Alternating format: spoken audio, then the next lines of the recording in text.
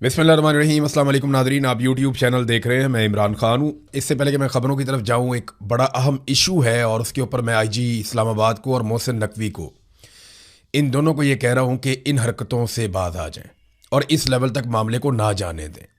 हो सकता है इन दोनों के नॉलेज में हो सकता है कि इन दोनों के नॉलेज में इस तरीके से बात ना हो, लेकिन जो चीज़ मैं आपको बताने वाला हूँ, मुझे आज़ाद कश्मीर के लोगों ने रब्ते किए। एक इस्लामाबाद के जर्नलिस्ट हैं, उनसे भी मैंने कन्फर्म किया। एक और साहब हैं जो सिस्टम के अंदर काम करते हैं, उन्होंने भी कंफर्म किया कि बड़े पैमाने पे आज़ाद कश्मीर के शहरियों को गिरफ्तार किया गया इस्लामाबाद से। जो लोग अभी तक गिरफ्तार किए गए या उठाए गए हैं, उनकी तादाद लगभग 566 बनती है। ये बड़ी तादाद है। F10 मरकज़ में जिस दिन सेनेटर मुश्ताक ने कॉल दी थी और बड़े पैमाने पर एहतजाज हुआ था, उसके बाद 566 अफराद को उठाया गया था, जिनमें बहुत सारे CIA के पास हैं, कुछ एजेंसियाँ उठाकर ले गई हैं, हमारे कुछ जर्नलिस्ट हैं उनका भी पता नहीं चल रहा।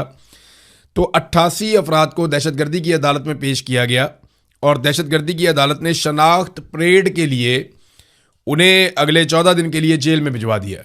यानी अब वो 18 अगस्त को जाके उनकी तारीख आएगी। 14 अगस्त यानी यौम आज़ादी अब उनका जेल में ही रहेगा।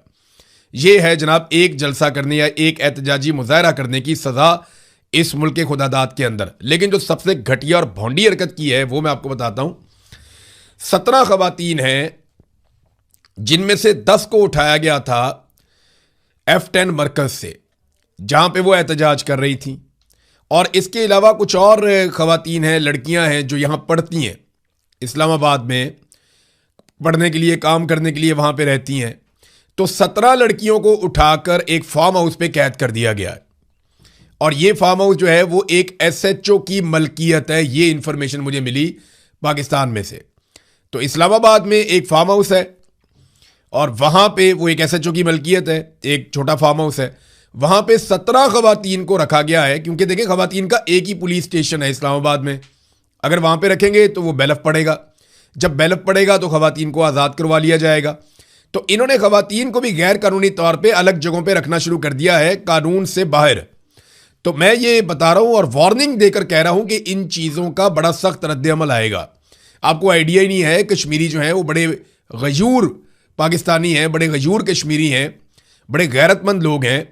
बल्कि हर पाकिस्तानी गैरतमंद है, कोई भी इस बात को बर्दाश्त नहीं करता कि आप 17 खवातीन को उठाएं और उठाकर उनको प्राइवेट जगह पे जाके रख दें और उनको आप किसी अदालत में भी पेश ना करें।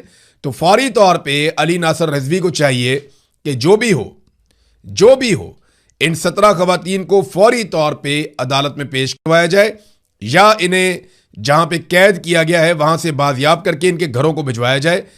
ये बड़ी बड़ी सख्त ज्यादती है। और मैं आपको फिर कह रहा हूं कि जिन लोगों ने मुझे फ़ोन किया, उनमें 2 लोग तकरीबन रोने वाले हुए थे। उनकी बहुत बुरी हालत थी। वो ये कह रहे थे कि देखें हमारे साथ इतना बड़ा जुल्म हो रहा है। और एक SHO है, एक पुलिस वाला है, उसका फार्म हाउस है, वहां पर 17 खवातीन को कैद किया हुआ है। बड़ा अनफॉर्चुनेट है। फ़ौरन इसके ऊपर एक्शन होना चाहिए। नंबर 1, पेशावर में पाकिस्तान तहरीक इंसाफ जो है उसने जलसे की तैयारियां अपने आखिरी मराहिल में उनकी पहुंच गई हैं और कल जलसा है, यानी 5 तारीख को वहाँ पे जलसा है। 5 तारीख को इमरान खान साहब को जेल में 3 साल मुकम्मल होने वाले।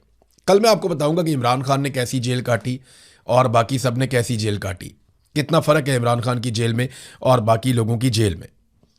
बहरहाल जो वज़ीर आला खैबर पख्तूनख्वा है या पाकिस्तान तहरीक इंसाफ है, उन्होंने इसको सेमीफाइनल करार दिया। वो ये कहते हैं जलसा जो है ये सेमीफाइनल है, हम इसमें 10 लाख लोगों को इकट्ठा करेंगे और उसके बाद फिर हम फाइनल में जाएंगे और इमरान खान साहब की रिहाई के बगैर हम वापस नहीं आएंगे।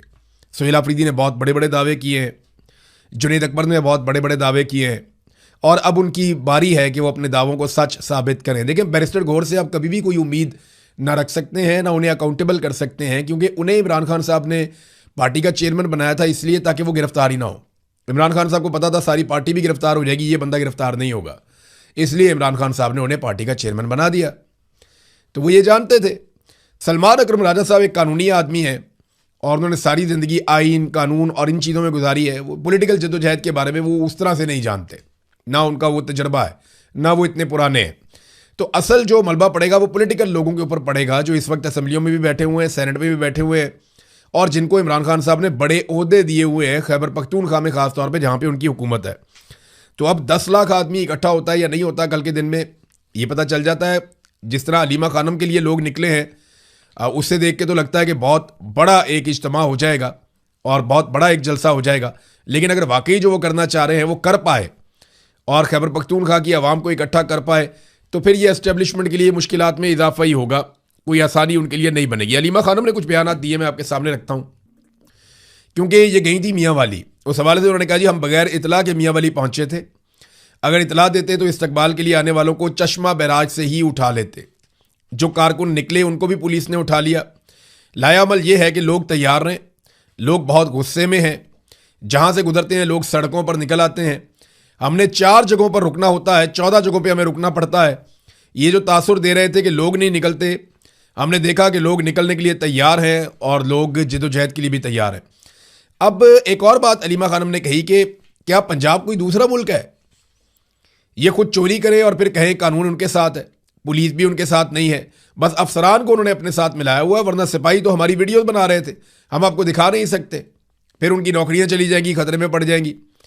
जिस तरह आप मीडिया को नौकरी का खतरा होता है, इसी तरह पुलिस वालों को भी नौकरी का खतरा होता है। इसलिए हम बार बार कह रहे हैं कि हम आपकी आज़ादी के लिए भी खड़े हैं, आपको भी सहाफ़त की आज़ादी के लिए खड़ा होना चाहिए, लेकिन आप नहीं खड़े हो रहे। ये बात तो ठीक है, मीडिया तो बिल्कुल ही सत्तू पी के सोए है। मीडिया के अंदर एक जान हुआ करती थी एक दौर में, लेकिन अब बिल्कुल ही एक बेजान जिस्म की तरह पड़ा है। नॉर्मली जो मीडिया में पुराने लोग थे उनके ताल्लुकात PMLN से या पीपल्स पार्टी से थे, यही 2 पॉलिटिकल पार्टीज होती थी, तो ज़्यादातर लोग तो इन दोनों ने काबू कर दिए। बाकी मीडिया के ऊपर पाकिस्तान की मिलिट्री एस्टेब्लिशमेंट का बड़ा इन्फ्लुएंस हमेशा से रहा है, तो बाकी लोगों को वो काबू कर लेते हैं, फिर जो रह जाता है उसको ताकत से दबा लेते हैं। लेकिन जो नया मीडिया है ना, जिसको आप सोशल या डिजिटल मीडिया कहते हैं, या नौजवान जो पाकिस्तान की मीडिया में है गुज़िश्ता 5-10 साल में, वो कहीं ना कहीं आवाज़ उठाते हैं, जोर लगाते हैं, कोशिश करते हैं, फिर गिरफ्तार होते हैं, फिर छूटते हैं, फिर कोशिश करते हैं, फिर गिरफ्तार होते हैं। पाकिस्तान में सहाफ़त के जो बड़े बड़े नाम हैं, आप कोई भी नाम उठा लें, जो आजकल प्रोग्राम्स करते हैं, तज्जिया देते हैं, बहुत सारा कुछ, बहुत बड़े बड़े नाम हैं, ये अब बोने बनना शुरू हो गए नौजवानों के सामने। इकबाल ने कहा था ना कि जवानों को पीरों का उस्ताद कर, ये आ गया वो दौर।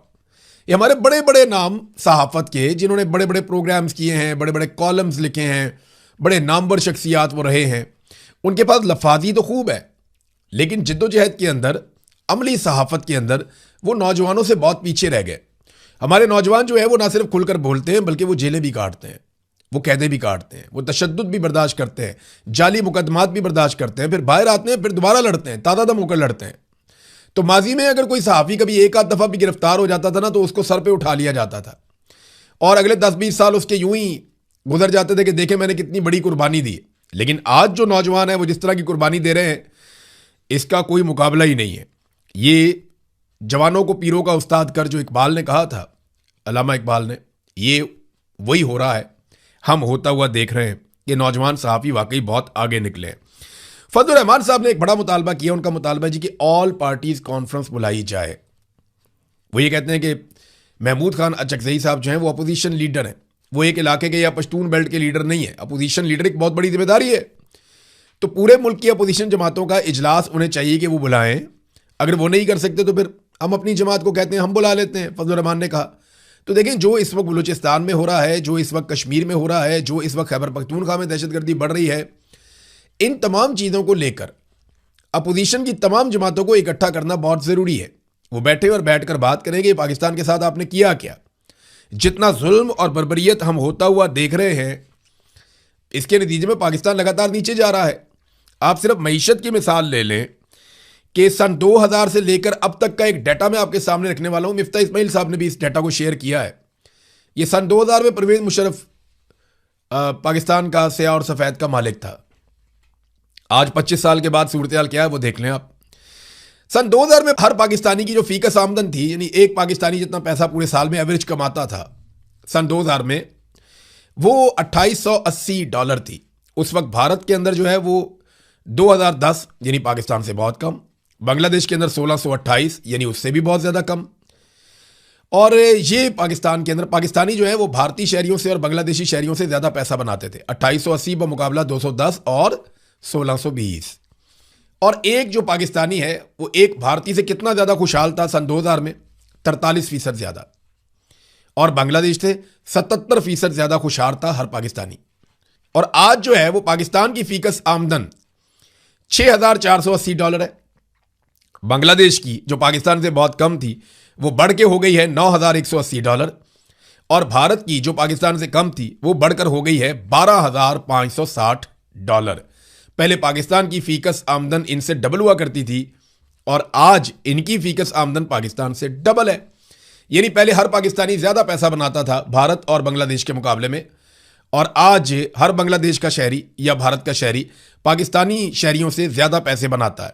और खुशहाली वाले इंडेक्स में अगर आप देखें तो पहले पाकिस्तानी बांग्लादेशियों से जो है वो 77% और भारतीयों से 43% ज्यादा खुशहाल थे, और आज जो हर भारतीय है वो पाकिस्तानी से 94% ज्यादा खुशहाल है, जबकि हर बांग्लादेशी जो है वो पाकिस्तानी से 42% ज्यादा खुशहाल है। 26 साल के अंदर हमने ये गंद मारा पाकिस्तान में, ये किया पाकिस्तान के साथ। इसमें जनाब हुकूमतें आई हैं, एक तो परवेज मुशर्रफ की हुकूमत थी, फिर नवाज शरीफ की एक पंजाब में हुकूमत आ गई और पीपल्स पार्टी को 5 साल मिले, फिर नून लीग को 5 साल मिले, फिर पीटीआई को 3 साल मिले, और उसके बाद से लेकर अब तक 5 साल से दोबारा नून लीग विराजमान है। यानी इसमें आप ये देख लें कि 8 साल आप मुशर्रफ के डाल लें और 10 साल आप नून लीग के डाल लें, और लगभग 10 साल ही आप पीपल्स पार्टी के डाल लें क्योंकि इन्होंने मिलकर इक़्तिदार के मजे लिए हैं, और 3 साल आप पीटीआई के डाल लें। तो जिम्मेदार तो फिर यही रवायती पॉलिटिकल पार्टी हुई ना। देखें, मोहसिन नकवी के स्टेटमेंट के हक में जो वसीम अख्तर हैं एमक्यूएम के, वो भी आ गए। यानी एमक्यूएम के लोगों ने कहा जनाब हम तो बहुत पहले से कह रहे हैं कि पाकिस्तान का सिस्टम कोलैप्स कर गया है, और ये कोलैप्स ही है। हम 25 साल से आपको ये बता रहे हैं, नून लीग और पीपल्स पार्टी करप्ट जमाते हैं, और पाकिस्तान बहुत पहले कोलैप्स कर गया था। तो ये वसीम अख्तर ने मोहसिन नकवी की बात की जो है वो तस्दीक की। यानी एमक्यूएम कम से कम, क्योंकि फौज की जमात है, वो जाकर खड़ी हो गई मोहसिन नकवी के साथ। और वैसे भी बिलावल ने टिक टॉक वो भी सुना दिया है कि जनाब टिकटॉक करके आपकी हुकूमत अब ख़त्म होने जा रही है और आप अब उल्टी गिनती शुरू करें। हालांकि ये टिकटॉक सिर्फ जूते पॉलिश करते हैं। एक दफ़ा टिकटॉक होती है एक पॉलिश, एक दफ़ा फिर टिकटॉक होती है एक और पॉलिश। तो ये बिलावल हो या मरियम हो, ये जूते ही पॉलिश करते रहे हैं, आइंदा भी ऐसा लगता है जूते ही पॉलिश करेंगे। तो क्योंकि हम मईशत की बात कर रहे थे तो मैं आपको ये बता देता हूँ कि पाकिस्तान ने गुज़िश्ता 4 सालों में दुगने कर्जे कर लिए। जितना कर्जा पाकिस्तान बनने के बाद से अब तक लिया गया, गुज़िश्ता 4 सालों में आसिम मुनीर के दौर में उतना ही कर्जा दोबारा ले लिया गया, तो कर्जे दुगने हो गए। टैक्सेस जो है वो भी दुगने कर लिए गए। 4 साल में इतने टैक्सेस लिए गए आवाम से कि आपने रेवेन्यू इकट्ठा कर करके टैक्सेस आपने दुगने कर लिए, महंगाई भी आपने दुगनी कर दी, तरक्याती मनसूबे आपने, अच्छा जो पैसा आप इतना कमाते हैं, बहुत सारे आप टैक्सेस लेते हैं, बहुत सारे आप कर्जे लेते हैं, ये पैसा आप खर्च कहाँ करते हैं, कहाँ खर्च करना होता है? आप पाकिस्तान में तरक्याती मनसूबे लाएंगे, आवाम को सहूलियत देंगे, सब्सिडीज देंगे, यही है ना। सब्सिडीज भी ख़त्म कर दी और तरक्याती मनसूबे भी नहायत महदूद करके तकरीबन ख़त्म कर दिए। अब मुल्क में तरक्याती मनसूबे भी नहीं चल रहे, अवाम को सब्सिडीज भी नहीं दी जा रही, कर्जे दुगने हो गए हैं, टैक्सेस दुगने हो गए हैं, तो पैसा जा कहाँ रहा है? इसका जवाब कोई नहीं देता। गुर्बत और बेरोजगारी पाकिस्तान में रिकॉर्ड बढ़ चुकी है, और ये सारा कुछ मैं नहीं कह रहा, सरकारी आदादो शुमार आपको बता रहे हैं। तो सवाल ये होना चाहिए कि ये जो पैसा आप इकट्ठा कर रहे हैं, बेशुमार पैसा, अरबों डॉलर, ये जा कहाँ रहा है? इसे खर्च कौन कर रहा है और ये किसकी जेब में जा रहा है? ये कहाँ गायब होता जा रहा है? कौन सा ऐसा गड़ा है जिसमें ये पैसा गिर रहा है और पता नहीं चल रहा? क्योंकि पाकिस्तान में तो कुछ भी नहीं बन रहा, हमें तो इसमें कुछ भी नहीं मिल रहा, तो हम ये कैसे मान लें कि ये पैसा पाकिस्तानियों के ऊपर खर्च हो रहा है?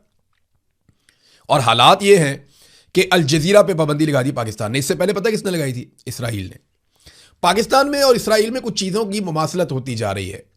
अशोक स्वैन है, भारतीय बहुत बड़े इंटेलेक्चुअल हैं, उन्होंने कहा जी कि आसिम मुनीर और नेतन्याहू एक ही पॉलिसी पे चल रहे हैं।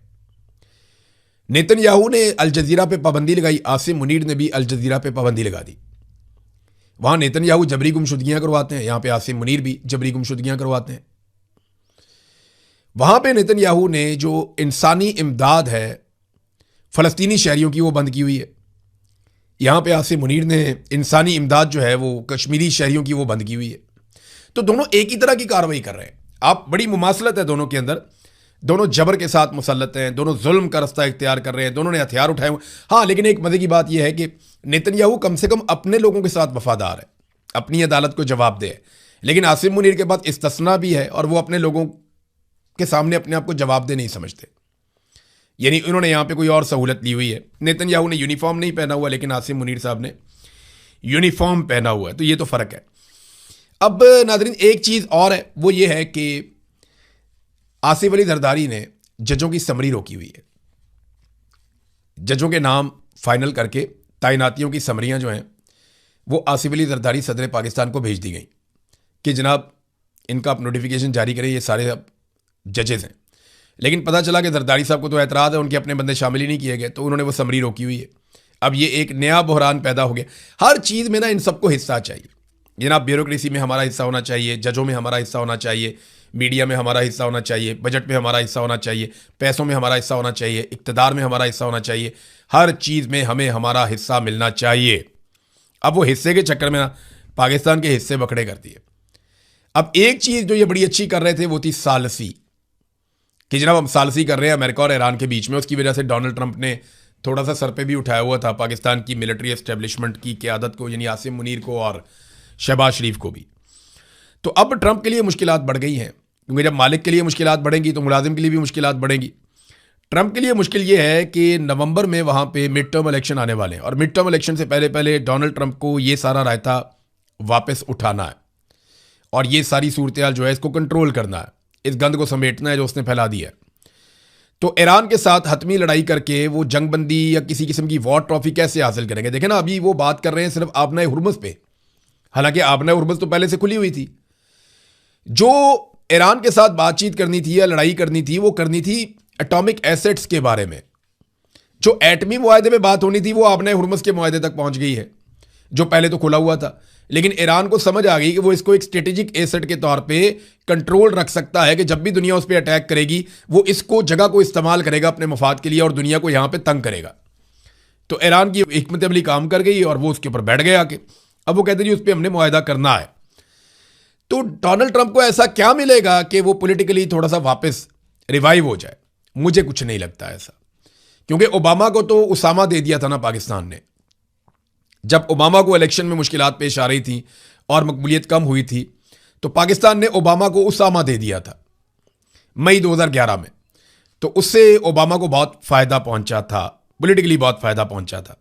तो डोनाल्ड ट्रंप को हम क्या फ़ायदा दे सकते हैं इसके बारे में भी कोई आइडिया नहीं है। लेकिन रॉयटर्स को अमेरिका की 3 अहम तरीन शख्सियात ने एक बात बताई और उन्होंने कहा जी कि अमेरिका अपने जो बेहतरीन लॉन्ग रेंज मिसाइल्स हैं, जिनको चाइना के साथ अगर कभी कोई लड़ाई होती तो उनको इस्तेमाल किया जा सकता था, उन मिसाइल्स के बहुत बड़े ज़खीरे को तकरीबन ख़त्म कर चुका है।